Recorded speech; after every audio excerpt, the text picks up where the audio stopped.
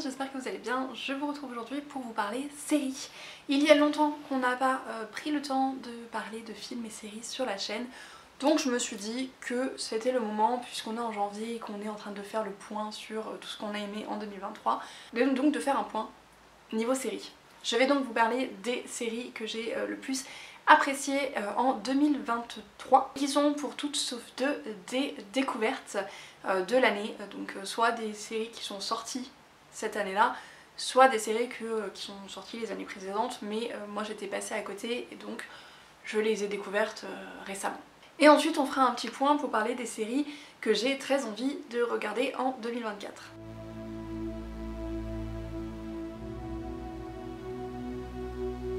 Donc tout d'abord les séries qui ne sont pas des nouveautés pour moi, dont j'ai regardé la suite en fait. Il y a tout d'abord l'immanquable, l'incontournable Doctor Who, forcément. Si vous avez vu mes deux seules vidéos où je parle de séries, je vous parlais de Doctor Who. Parce que j'ai une obsession pour Doctor Who, tout simplement. Et en fin d'année, on a eu droit à des épisodes spéciaux pour les 60 ans de Doctor Who et l'introduction du nouveau Docteur. Et c'était absolument génial. C'était 4 épisodes uniquement, mais les émotions étaient là. Vraiment, retrouver le 10e Docteur avec David Tennant était genre formidable, ainsi que les autres personnages qui l'ont accompagné. C'était vraiment juste des retrouvailles parfaites avec ce Docteur. J'ai été émue, j'ai pleuré, voilà. Et en plus, donc avec le nouveau Docteur, on nous annonce de très très belles choses. Je sais déjà que je vais adorer ce Docteur et sa nouvelle compagnon, parce que voilà, on les voit ensemble dans un épisode et ça m'a suffi à adorer. Voilà, le ton est très différent, on sent que voilà, on a du renouveau pour ce Docteur. Et alors non seulement c'est expliqué, mais en plus c'est juste très bien fait. Et j'adore, voilà, ça promet de très bonnes choses et j'ai très très hâte. La deuxième série qui est un retour pour moi, c'est Only Murders in the Building avec Selena Gomez. Voilà. Je sais qu'elle n'est pas toute seule à jouer dans cette série, mais c'est l'élément principal pour moi qui m'a fait regarder la série et qui fait que je continue. Parce que cette série est absolument géniale, c'est des épisodes courts, il y a 8 ou 10 épisodes par saison, je ne sais plus. Et donc là il y a la saison 3 qui est sortie en 2023 et tous les mercredis j'étais dans l'attente de la sortie de cet épisode parce que c'est trop bien, j'aime beaucoup trop, c'est léger, on va suivre une enquête. Tout le long on essaye de savoir qui c'est qui a commis le meurtre et j'adore ça en fait, ce jeu où on nous fait deviner mais en même temps on nous envoie sur des fausses pistes, etc.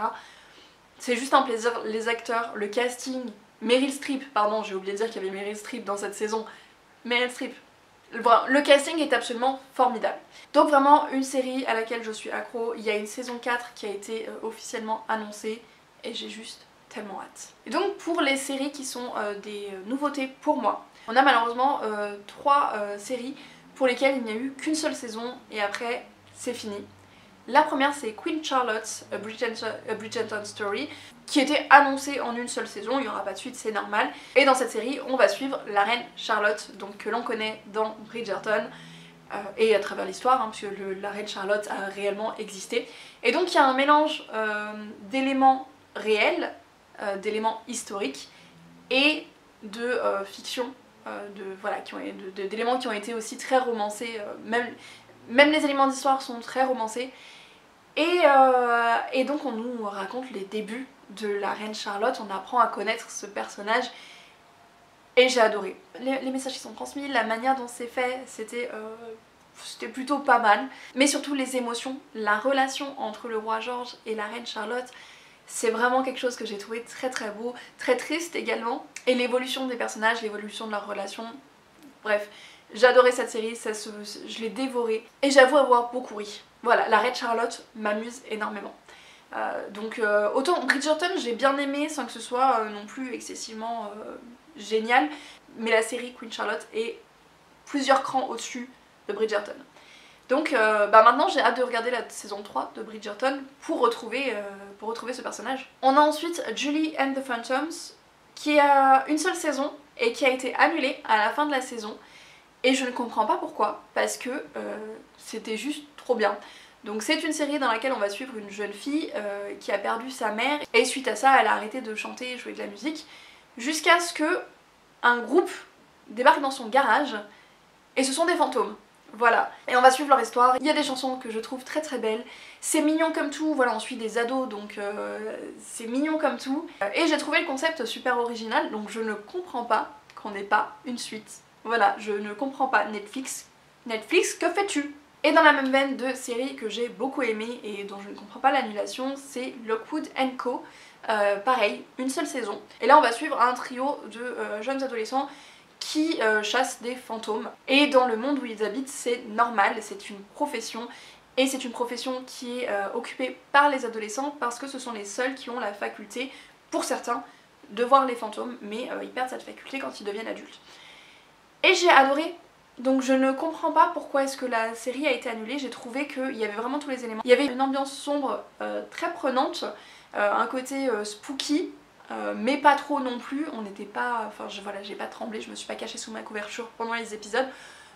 Mais il y avait quand même du suspense, donc j'étais prise dans l'histoire, j'étais vraiment prise, j'avais par moments un peu d'inquiétude, de peur pour les personnages, et j'ai adoré voir leur relation entre eux aussi et l'évolution, donc je ne comprends pas pourquoi est-ce qu'on n'a pas de suite, mais comme c'est tiré d'une BD ou d'un comics si je me trompe pas, et ben je vais aller lire la BD pour me consoler et pour connaître, pour avoir le fin mot de l'histoire, parce que du coup on est laissé en suspens, donc voilà. La déception de ne pas avoir de saison 2 malgré pour moi une saison 1 de très bonne qualité. Et ensuite on passe à ces séries que j'ai découvertes cette année. Donc tout d'abord on a 911 que j'ai uniquement découverte en 2023. Je ne sais pas où j'étais, je ne sais pas comment je suis passée à côté pendant tout ce temps avant, parce que cette série est juste géniale. En plus je suis une grande fan de Chicago Fire, Chicago Med et Chicago PD, donc 911 regroupe tout ça ensemble en fait, et j'étais passée à côté. Par contre je me suis bien rattrapée puisque j'ai regardé toutes les saisons. Voilà, je suis entièrement à jour sur 911 alors que je l'ai découverte il y a quelques mois à peine. Voilà, dans cette série on va suivre le quotidien en fait de ces équipes, donc police, pompiers, ambulanciers et les premiers first responders, les personnes qui répondent au téléphone du 911, des appels d'urgence. Donc on va suivre tout ça entremêlé. Et j'ai trouvé les personnages très très attachants et à chaque fois les cas sont assez intéressants, enfin quasiment à chaque fois, il y a une ou deux fois où je n'étais pas à fond, mais en général c'est assez intéressant, et le fait qu'on ait beaucoup les histoires personnelles des personnages qui viennent se rajouter, et ben j'ai adoré. Et j'attends la saison suivante avec impatience. On a ensuite Heartstopper, que tout le monde avait vu, mais pas moi. Je n'avais pas vu la première saison à sa sortie parce que je voulais d'abord lire les livres, mais que je ne les avais pas. Et quand la deuxième saison est sortie, j'ai craqué. Et je n'ai pas lu les livres, je n'ai pas attendu de les avoir lus. J'ai enchaîné les 2 saisons. Et c'est beaucoup trop mignon. En fait, c'est une série qui fait juste du bien. Voilà. Elle parle de certains sujets qui sont pas forcément toujours faciles. Elle aborde des sujets comme la transphobie, l'homophobie, le harcèlement. Voilà, il y a de nombreux sujets qui sont abordés. Mais quand on se lance dans un épisode, on sait qu'à la fin de l'épisode, on se sentira bien. Qu'on va pas rester sur ces notes négatives, ces notes voilà, de tous ces messages qui font du mal. On sait qu'à la fin, on va vraiment rebondir sur le positif, sur l'amitié, sur l'acceptation, sur vraiment... C'est doux, c'est beau. Les personnages sont tous super attachants et j'adore leur relation entre eux et j'adore voir leur évolution, comment ils avancent au fil des épisodes.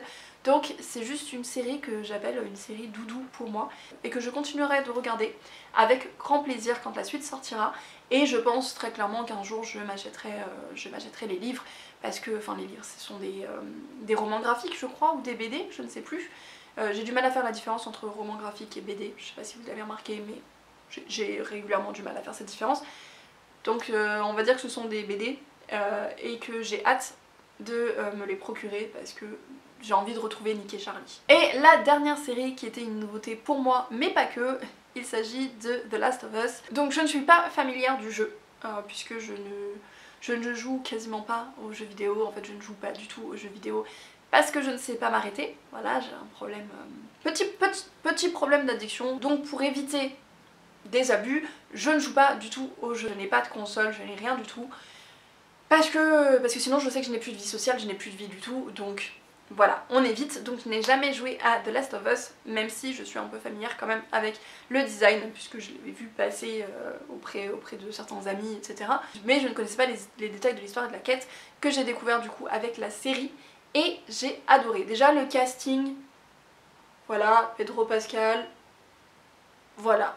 Et j'ai trouvé tous les acteurs vraiment excellents, et c'est une très bonne découverte de cet univers, même si c'est très flippant, avouons-le. Je suis quand même à fond et j'ai hâte d'avoir la deuxième saison. Donc voilà mon top, mes séries préférées de 2023. N'hésitez pas à me dire si vous avez vu certaines d'entre elles, si vous avez le même avis que moi, ou si au contraire certaines vous ont déçu, ou si vous ne regardez pas les séries qui ont été annulées parce que vous n'avez pas envie de ne pas avoir de fin. Dites-moi tout ça en commentaire.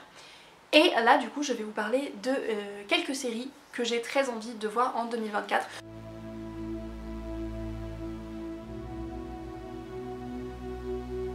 Je ne vais pas en citer beaucoup parce que je sais qu'énormément d'autres séries vont se rajouter après. Tout d'abord, j'aimerais finir Wilderness, où on suit une femme qui découvre que son mari l'a trompée et qui veut se venger. Et c'est Jenna Coleman qui joue cette femme, et je suis amoureuse de Jenna Coleman. Donc j'ai commencé cette série et j'aimerais vraiment la finir en 2024 parce que j'ai adoré, j'adore l'ambiance et j'adore l'actrice. Il y a aussi en 2024 Percy Jackson and the Olympians. Donc j'ai lu les livres, la saga de base, la série de base, donc les 5 premiers, je les ai lus, donc les livres de Rick Riordan. Et j'ai beaucoup aimé, j'aime beaucoup le ton, j'aime beaucoup l'humour, j'aime beaucoup l'univers. Et je suis ravie de retrouver ça dans la série. Donc il n'y a que quelques épisodes qui sont sortis à l'heure actuelle, mais on retrouve vraiment le ton, où on est avec des gamins. En fait, contrairement aux films où ils sont déjà bien ados, là ils sont encore très jeunes, ils ont 12 ans et ils agissent exactement comme des gamins de 12 ans, et c'est génial. On retrouve vraiment le ton des livres, et c'est ce que j'aime dans Percy Jackson. Et donc j'ai hâte de finir la série qui pour le moment me plaît énormément. Cette année je voudrais aussi finir la saga Loki, et au passage les autres séries de Marvel qui sont prévues pour l'année. Alors il faut que je rattrape What If, puisque je n'ai pas vu la première saison, que la deuxième vient de sortir. Il y a aussi Echo qui vient de sortir. Donc si je ne me trompe pas, ce sont les seules séries Marvel que j'ai à rattraper. Mais s'il y en a d'autres qui sortent dans l'année, j'aimerais les voir dans l'année aussi. Mais priorité à Loki, puisque Loki, voilà. Je ne peux pas expliquer plus que ça. C'est Loki, c'est Tom Hiddleston. Il faut que je regarde la deuxième saison. Et je rajoute une dernière série que je voudrais voir en 2024. Ce n'est pas du tout une série qui est complètement nouvelle. Ça fait même d'ailleurs quelques années qu'elle est là. Et que j'ai très envie de la voir, mais que j'arrête pas de repousser à cause des thèmes et du côté très sombre et sérieux de cette série. Il s'agit de Euphoria, donc dans lequel joue Zendaya, qui est une actrice que j'aime énormément et que je suis, et dont je suis la filmographie. Et cette série me fait très envie depuis un petit moment.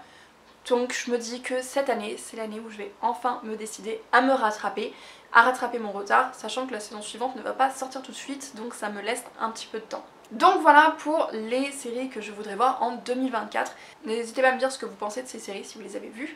Également si vous avez des séries à me recommander que je devrais absolument voir en priorité en 2024, n'hésitez pas, dites-moi ça en commentaire.